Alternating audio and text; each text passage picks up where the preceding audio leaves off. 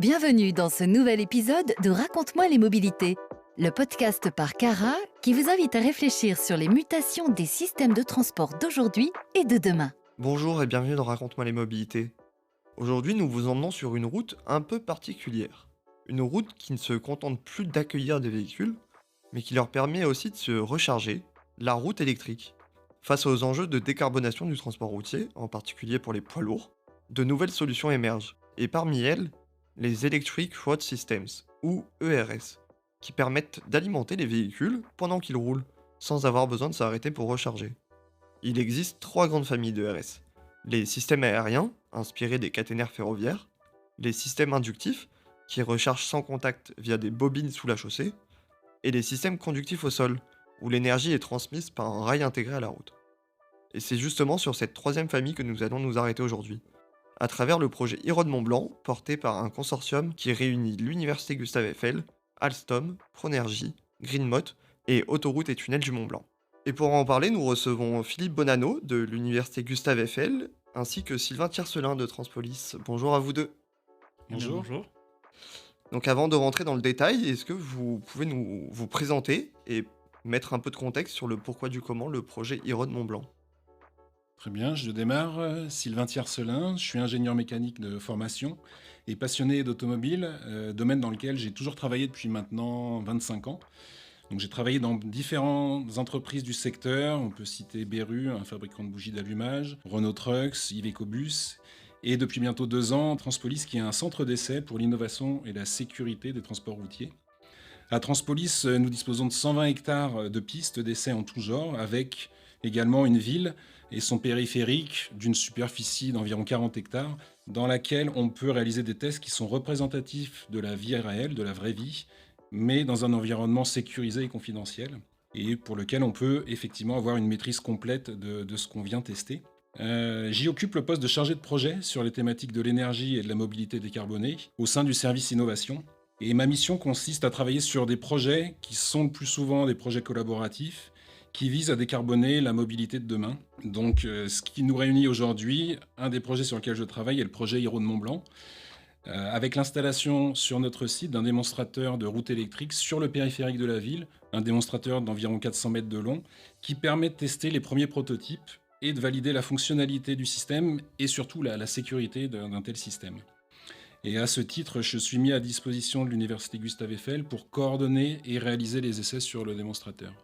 Et pour ma part, je suis ingénieur de formation en transport et en aménagement et j'ai travaillé depuis 2006 dans différents services de l'État au sein du ministère de l'Environnement sur toujours des sujets de transport, de gestion de trafic sur les autoroutes ou d'énergie en direction régionale de l'environnement. Et aujourd'hui, depuis 2019, je suis à l'Université Gustave Eiffel et en charge de la plateforme Transpolis, qui est une copropriété entre l'université et l'entreprise Transpolis, dont on est également actionnaire, l'université. Et mon rôle, moi, c'est de faire le lien entre l'entreprise et l'université et accompagner les projets académiques ou les projets collaboratifs à se déployer sur la plateforme Transpolis.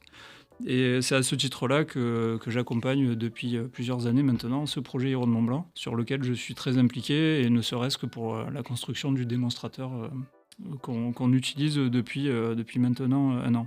Sur le contexte de ce projet Iron-Mont-Blanc, alors c'est une histoire qui est relativement ancienne dans le sens où le sujet des routes électriques est important pour le ministère des Transports depuis pas mal d'années, il est regardé depuis pas mal d'années. Et notamment, le ministère avait mis en place des groupes de travail en 2021 avec tous les acteurs de ces systèmes, et notamment l'Université Gustave Eiffel, pour regarder quels étaient les sujets pertinents, quels étaient les sujets à investir, les verrous technologiques à lever. Et il y a eu plusieurs recommandations à l'issue de ces groupes de travail, et notamment de pouvoir tester les différentes familles de routes électriques en grandeur réelle, sur des démonstrateurs, sur site privé et ou sur route ouverte. Et à ce titre-là, l'État a décidé, à travers ses stratégies de recherche au niveau national, d'ouvrir des appels à projets permettant de monter des projets de démonstration de routes électriques. Et c'est comme ça qu'on a répondu à l'appel à projet mobilité routière automatisée et infra de services connectés bas carbone. Il y a 2 gros projets qui ont été présentés. Iron-Mont-Blanc, c'est Autoroutes et Tunnels du Mont-Blanc qui est coordonnateur de ce projet-là. principalement et uniquement même pour tester la technologie Alstom de route électrique. Et par ailleurs, il y a un autre projet dont on ne va pas beaucoup parler aujourd'hui parce qu'on n'est pas impliqué dedans, mais c'est Charge as you Drive et qui est piloté par Vinci Autoroute avec l'objectif de tester une solution par induction et une solution par conduction également. Et pour nous, c'est aussi de l'histoire ancienne à l'université Gustave Eiffel parce qu'il y avait déjà des travaux en termes d'intégration dans la chaussée avec Alstom depuis pas mal d'années. Ça avait démarré en 2017 ou 2018. Donc c'est un sujet qui était regardé de près depuis longtemps. On a aussi beaucoup de collaborations avec Autoroute du Mont-Blanc. Donc ça vient concrétiser toutes ces collaborations à travers d'un projet très très structurant. Voilà, et puis on est associé avec 2 entreprises orientées véhicules que sont Greenmot et Pronergy. Greenmot sur le poids lourd et Pronergy sur la partie véhicules utilitaires et tous les asservissements liés à la captation de courant. Et ces 2 entreprises qui voyaient un intérêt important de pouvoir travailler sur ces sujets-là, la voyant comme une solution intéressante, une solution d'avenir à creuser et à être pionnier sur ce sujet-là.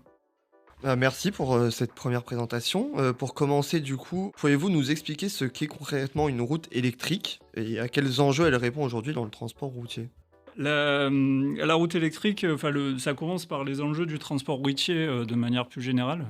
C'est une source d'émissions de gaz à effet de serre qui est extrêmement important. À l'échelle mondiale, c'est 16% des émissions de CO2, le transport routier, et le fret qui représente une part très conséquente, puisqu'on n'est pas loin de la moitié des émissions du transport routier qui viennent de là.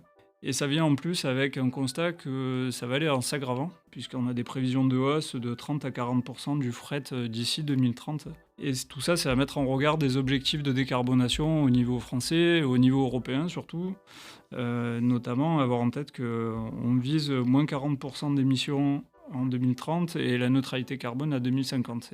Et forcément, ces objectifs, ils passent par des choix technologiques, des choix politiques très forts, et potentiellement la route électrique peut être un des leviers à utiliser pour réduire la part des émissions par le fret routier.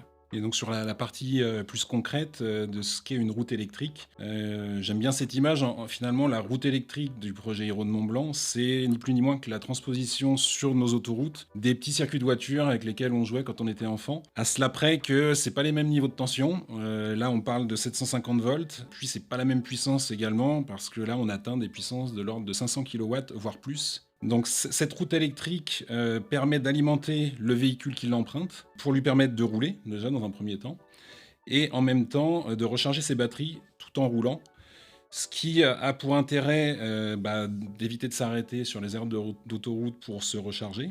Donc un gain de temps pour les exploitants et les transporteurs, mais aussi un gain de place sur les aires d'autoroute. Donc là, on parle plus des concessionnaires d'autoroute qui ont effectivement un foncier limité et qui ne peuvent pas s'étendre à l'infini au niveau des aires d'autoroute.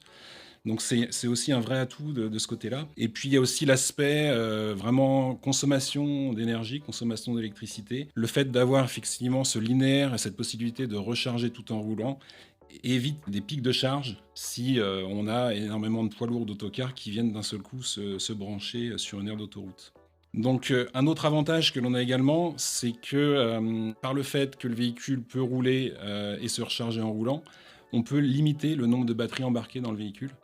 Donc réduire ce nombre de batteries, gagner de la place dans le véhicule, mais surtout gagner du poids, donc pouvoir transporter plus de marchandises. Et il y a aussi un intérêt sur les besoins en métaux rares, parce que qui dit moins de batterie dit forcément moins de métaux rares, donc des enjeux de soutenabilité et de souveraineté qui sont accrus par ce biais-là.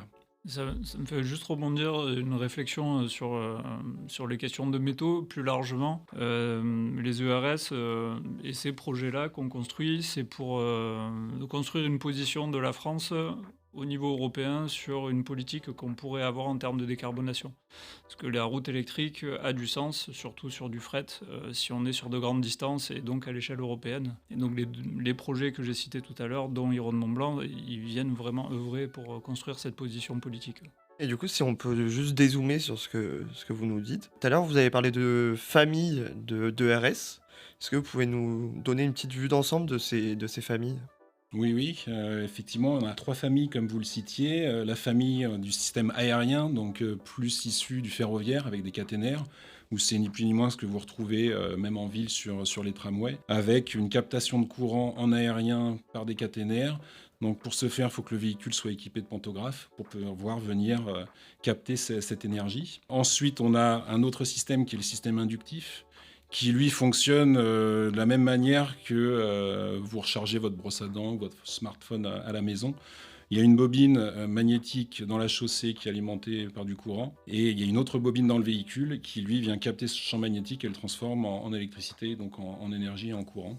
Et puis le troisième système, le système conductif, qui est celui choisi sur le projet Héros de Mont-Blanc, où là, on vient vraiment faire de la conduction. Alors c'est finalement une sorte de caténaire inversé, c'est-à-dire que la piste électrique est sur la route, et on vient déployer un système pour venir en contact sur les barreaux conducteurs qui sont sur la chaussée, pour créer effectivement ce lien et cette connexion électrique, et alimenter le véhicule en électricité. Donc ensuite, on peut parler des avantages et des atouts et des faiblesses de chacun des systèmes. Si on reprend dans l'ordre sur la partie système aérien, le gros atout, c'est que c'est un système éprouvé qui est utilisé sur le ferroviaire depuis des dizaines, des décennies. Donc là-dessus, c'est fiable. Et puis, c'est un système qui pose aucun souci de sécurité, dans le sens où les câbles sont aériens et personne ne peut venir aller les toucher. Donc la sécurité, en tout cas, même si elle est présente, elle est maîtrisée depuis de nombreuses années. Sur le côté faiblesse de ce système, on peut parler d'une durabilité qui est différente à appréhender entre des trains et des poids lourds ou des autocars qui vont circuler avec une densité assez importante. Donc se pose la question effectivement de la durabilité de ce système. Et puis également l'adaptation des véhicules qui nécessite la mise en place d'un pantographe. Donc il faut trouver des systèmes qui pourraient aussi bien être adaptés sur des poids lourds, sur des autocars, avec des hauteurs de véhicules différentes. Donc la standardisation est plus compliquée que sur du ferroviaire. Il y a tout l'aspect aussi sensibilité à la météo. En cas de fort vent, on sait qu'il peut y avoir des soucis de câbles qui se balancent. Et puis également certaines faiblesses au niveau de l'exploitation, en tout cas des questions qu'on se pose. En cas de secours à réaliser sur une autoroute, il n'est pas rare d'avoir besoin de redresser un véhicule qui est sur le flanc, un poids lourd ou un autocar. Quid de comment faire si on a des caténaires au-dessus ? Donc ça nécessiterait quand même de gros moyens, couper le courant, enfin bref, ça serait un peu plus compliqué.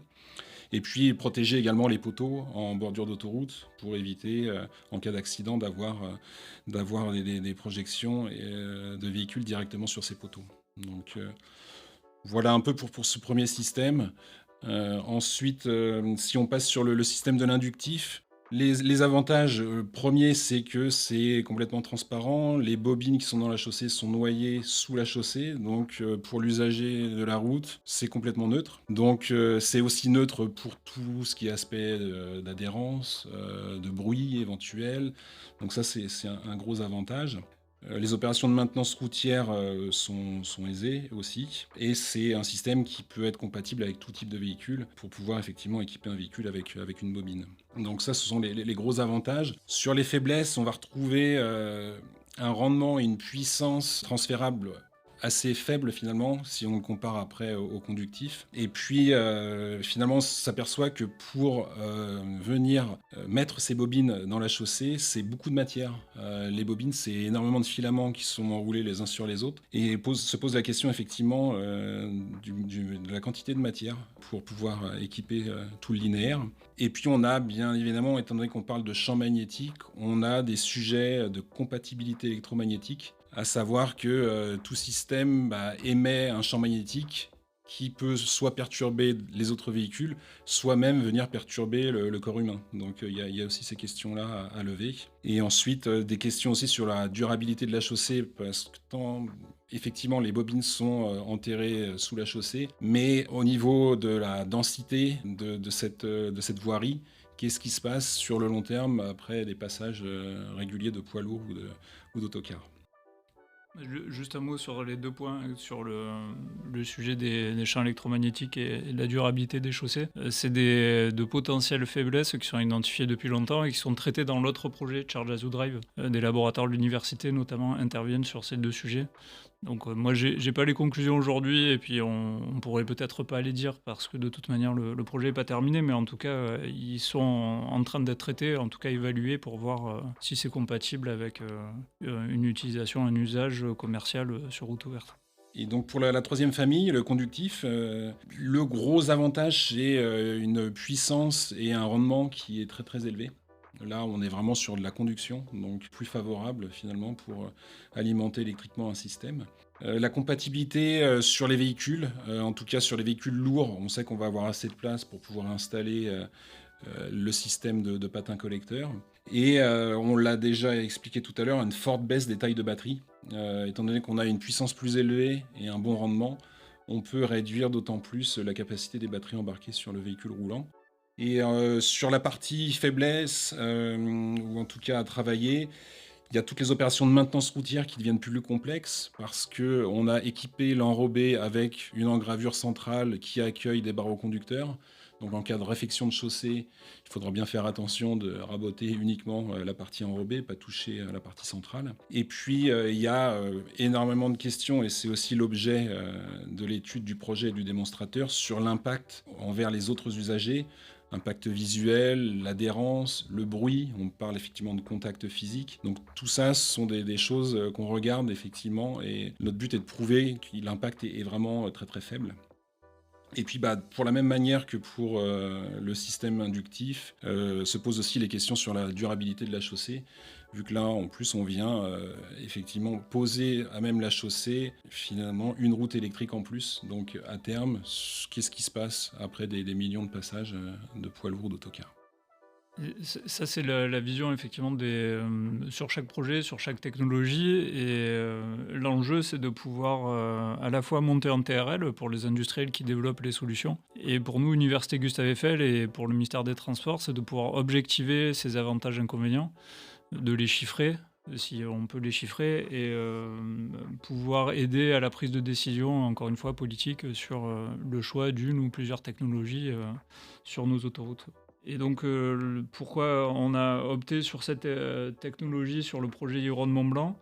Parce que ça renvoie encore au groupe de travail qui avait eu lieu en 2021. La première chose à faire pour les systèmes conductifs, et en particulier pour le système Alstom, qui est le système conductif le plus avancé, c'était de tester sur route fermée avec de la forte puissance pour pouvoir garantir tous les sujets que vient d'évoquer Sylvain en termes de faisabilité et de compatibilité avec la route ouverte. Donc voilà pourquoi on est allé sur ce projet et qu'on continue à travailler sur ce projet-là pendant encore un petit moment, puisqu'on imagine aller sur route ouverte sur le réseau des autoroutes du Mont-Blanc, tout proche de Chamonix à partir de 2027. Du coup, tout à l'heure, Sylvain, tu nous parlais d'une deuxième route électrique qui était posée sur la chaussée. Concrètement, comment ça fonctionne, ce système d'alimentation par le sol? Alors concrètement, sur la route en tant que telle, on vient effectivement faire une engravure dans la chaussée pour venir déposer 2 barreaux conducteurs, un barreau positif, un barreau négatif, pour faire circuler un courant. Donc je vous parlais là, du niveau de tension de 750 volts. Ces barreaux, ils sont affleurant la chaussée de quelques millimètres, et le véhicule qui va venir circuler sur cette voie va être équipé de patins collecteurs qui vont se déployer pour venir en contact avec ces barreaux et ainsi capter le courant électrique. Et d'un point de vue sécurité, effectivement, 750 volts sur une route, même si sur une autoroute, on n'est pas censé venir poser les mains dessus, il y a un réel sujet au niveau de la sécurité, et le système fait que le véhicule communique avec la route et la route communique avec le véhicule en instantané. Et il y a plein de conditions à respecter pour pouvoir alimenter le tronçon sur lequel se trouve le véhicule. Et finalement, la piste, la voie, est alimentée de proche en proche à l'avancée du véhicule par tronçon de 11 mètres pour garantir justement la sécurité dans des cas improbables mais qui peuvent arriver.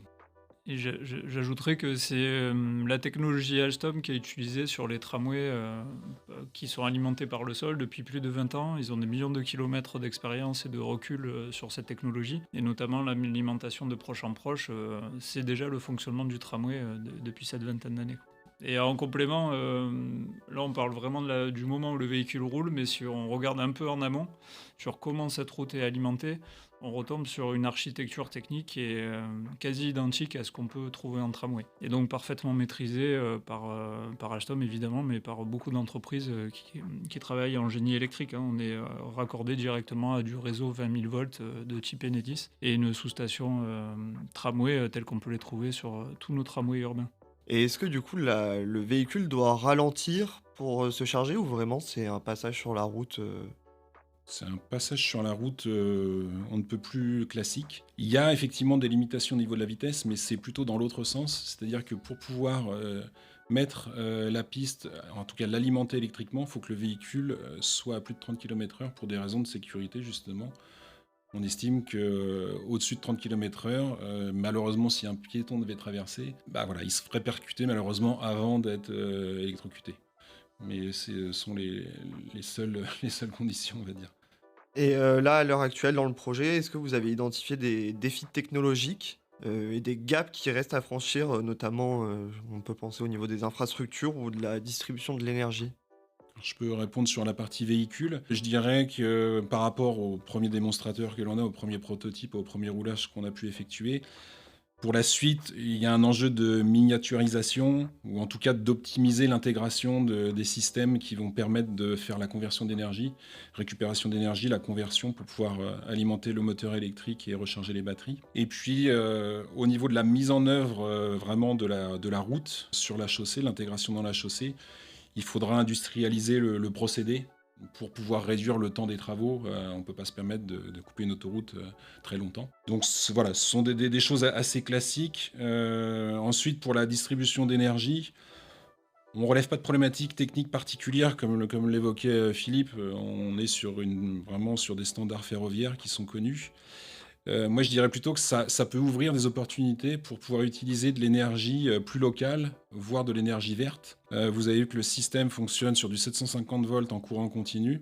On se dit que pourquoi pas développer justement cette filière, d'utiliser de l'électricité venant de panneaux photovoltaïques, par exemple, qui est du courant continu, et de le laisser en courant continu pour venir alimenter les routes en linéaire, plutôt que de repasser sur du courant alternatif avec des pertes de rendement à chaque fois qu'on passe du courant continu au courant alternatif, puis de nouveau du courant alternatif vers le courant continu.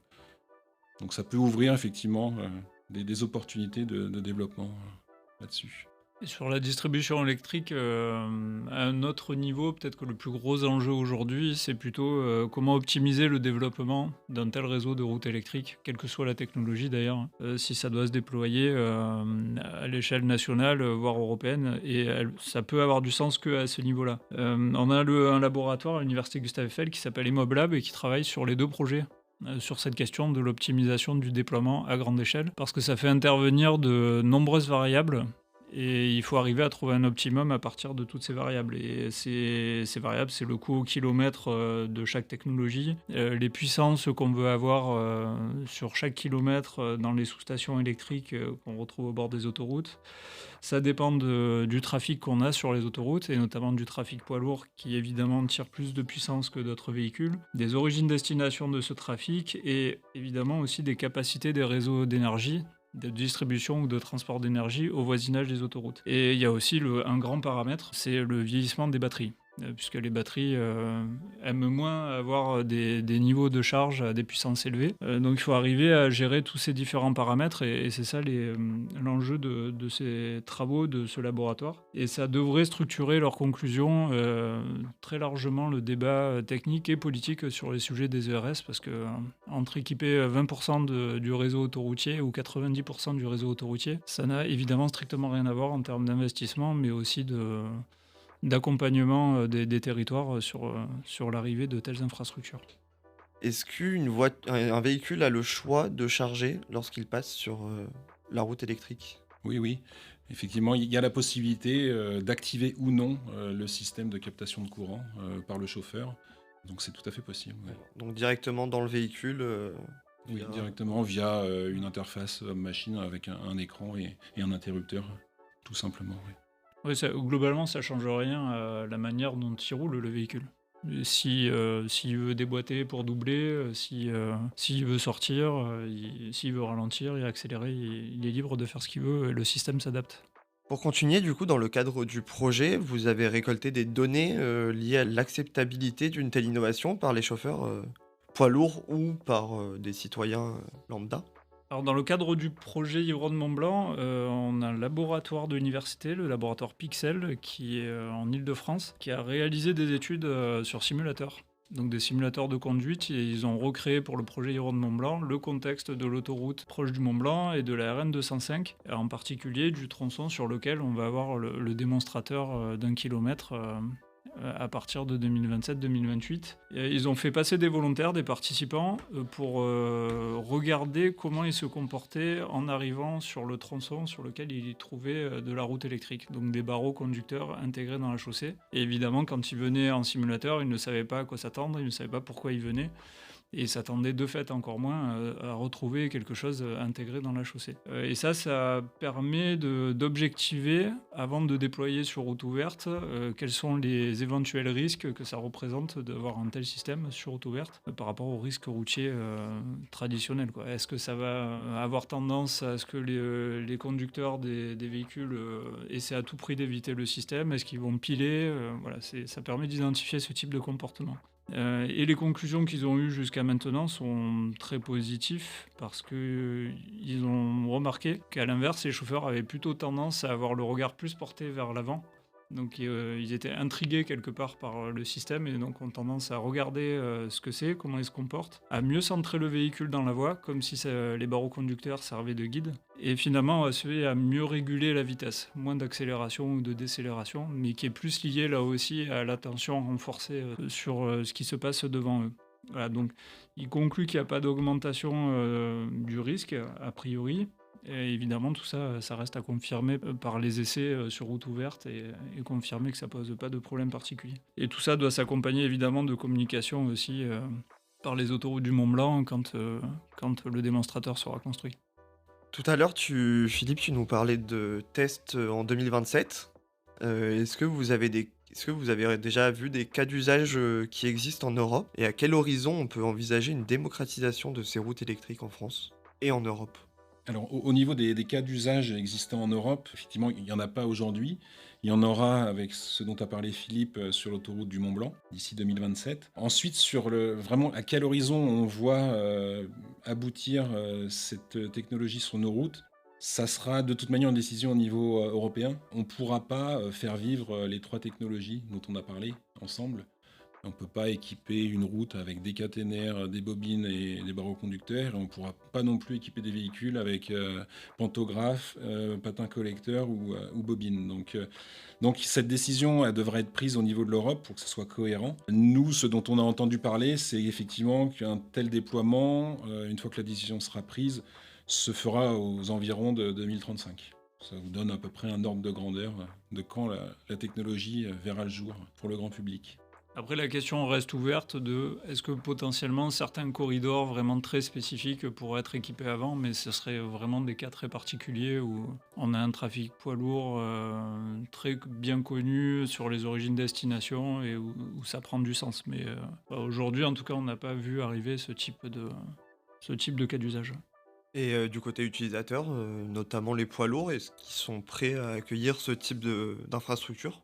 Alors, je pourrais répondre sur la partie vraiment chauffeur. Pour le chauffeur, c'est complètement transparent. La technologie est totalement transparente dans le sens où vous conduisez votre véhicule comme vous conduisez un véhicule classique. Et que ça soit la détection de la route, que ça soit le déploiement des patins collecteurs sur la chaussée, la recharge des batteries, tout se fait de manière automatique et le système va même au-delà dans le sens où on peut se poser la question, les patins, il faut qu'ils soient bien centrés pour bien coller au barreau conducteur. La technologie fait qu'il y a un asservissement qui permet de compenser les déviations de trajectoire jusqu'à plus ou moins 50 cm.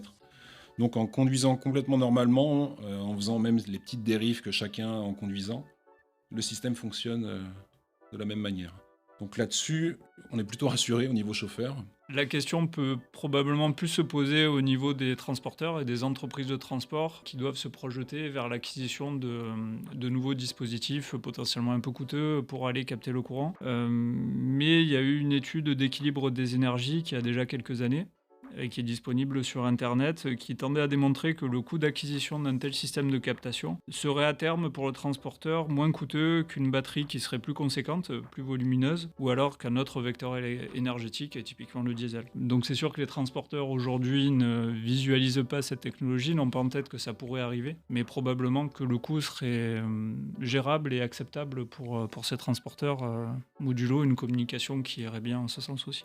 pour finir, 2 questions en une. Au-delà de la technologie elle-même, est-ce que vous avez identifié d'autres freins, notamment sur les questions réglementaires et aussi au niveau du business model? Est-ce qu'il y a des réflexions en cours sur ce sujet?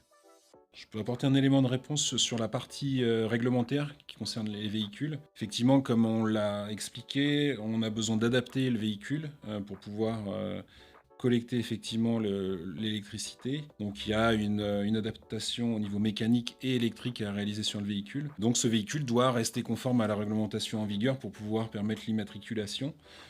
À ce jour, par rapport à ce qu'on rajoute mécaniquement ou en termes d'électronique de puissance, on ne voit pas de frein particulier ou d'obstacle pour pouvoir réaliser une homologation de ces véhicules transformés. Donc là-dessus, on est confiant, oui. Et du côté de l'infrastructure, vraiment de la chaussée et des barreaux conducteurs qui sont intégrés dans la chaussée, c'est sans doute un peu tôt pour vraiment se prononcer sur les impacts réglementaires que ça pourrait avoir, parce que justement, c'est le projet qu'on est en train de mener qui va permettre à l'État d'avoir une vision claire des enjeux de la technologie, des risques qui sont associés, et potentiellement des nouvelles réglementations qu'il faudrait mettre en place pour gérer ces risques. Malgré tout, ce qu'on voit après les premiers résultats sur Transpolis, de tous les essais qui ont été menés, ou qui ont été menés en laboratoire, c'est que si le système ERS ne perturbe pas la durabilité de la structure de la chaussée, qui n'impacte pas significativement l'adhérence pour les autres usagers, et qu'il n'y a pas d'autres risques liés à l'uni de la chaussée également, il y a peu de chances que ça amène des évolutions réglementaires importantes pour passer sur autoroute. Donc c'est très prometteur ce qu'on a vu pour l'instant sur Transpolis, sur ces sujets-là, et ça devrait être confirmé dans la deuxième phase sur le réseau des autoroutes du Mont-Blanc pour avoir un peu plus de recul sur le fonctionnement du système, sur sa maintenance, sur sa durabilité, et potentiellement conclure sur les réglementations qui pourraient en découler. Après, c'est une vision très technique de deux personnes qui sont très impliquées au quotidien dans le projet, et probablement que les services de l'État auront aussi d'autres sujets à traiter liés au déploiement des ERS avec les concessionnaires autoroutiers, les transporteurs, l'Union européenne. Mais ça nous appartiendra plus. C'est qu'on aura déjà fait notre travail d'évaluation et de démonstration sur le projet en lui-même. Et concernant ma question sur le business model? On n'est pas les mieux placés pour parler de ce modèle économique pour le déploiement des routes électriques. Tout simplement parce que sur Hérault de Mont-Blanc, il n'y a pour l'instant pas eu d'études économiques de ce type. Il y en a eu par ailleurs, et notamment par un laboratoire de l'université qui s'appelle Splot, qui est spécialisé en économie des transports. J'en ai pas les conclusions, mais je sais qu'évidemment c'est un sujet qui est regardé de près par les concessionnaires et par les services de l'État. Ce qui est certain, c'est que c'est un modèle économique qui est pas évident à mettre en place et qui doit être fait nécessairement avec les concessionnaires autoroutiers. Et c'est un sujet en tout cas qui est évoqué régulièrement dans les instances qui vont bien. Voilà. On n'est pas les mieux placés pour en parler. Je comprends, et c'est sur ça qu'on va terminer aujourd'hui. J'espère que ça vous a donné, à vous auditeurs, envie d'en savoir plus sur cette technologie qui va sûrement révolutionner les autoroutes de demain. Si c'est le cas, je vous invite à suivre les actualités Cara, car un think tank sur le sujet devrait intervenir au second semestre de l'année. Et merci à vous deux, Sylvain et Philippe, d'avoir participé à ce podcast et d'avoir partagé votre expertise. Avec plaisir. Et donc, pour le mot de la fin me concernant, accueillir un tel démonstrateur sur Transpolis, c'est clairement la raison d'être de Transpolis. Et c'est clairement un honneur, une fierté de travailler sur ce projet qui vise à décarboner massivement la mobilité lourde de demain. Donc, projet passionnant. J'aurais pu reprendre exactement les mêmes termes, et aussi pour Transpolis, parce que c'est un projet de longue haleine, la construction de Transpolis, aussi pour l'université Gustave Eiffel depuis 15 ans maintenant. Et ça a été conçu effectivement pour accueillir ce type de projet, il est très structurant, donc on est extrêmement fiers d'avoir pu l'accueillir, de continuer à l'accueillir. Et plus globalement, pour l'université Gustave Eiffel, c'est très très riche parce qu'on a plus de 10 laboratoires qui sont impliqués dans ce projet sur des sujets très divers. Et ça renforce encore plus notre rôle d'appui aux politiques publiques, de pouvoir éclairer la décision publique sur la base de la science, sur la base d'évaluations scientifiques. Donc c'est extrêmement important pour nous ce projet, et c'est un grand plaisir de travailler dessus au quotidien. Et voilà, un beau projet comme vous l'avez entendu. Encore merci à vous deux, et quant à nous, on se retrouve très vite pour un prochain numéro. Raconte-moi les mobilités, le podcast mensuel proposé par Cara, votre réseau d'acteurs du transport et de la mobilité. Retrouvez tous nos épisodes sur Deezer, Apple Podcasts, Spotify et YouTube.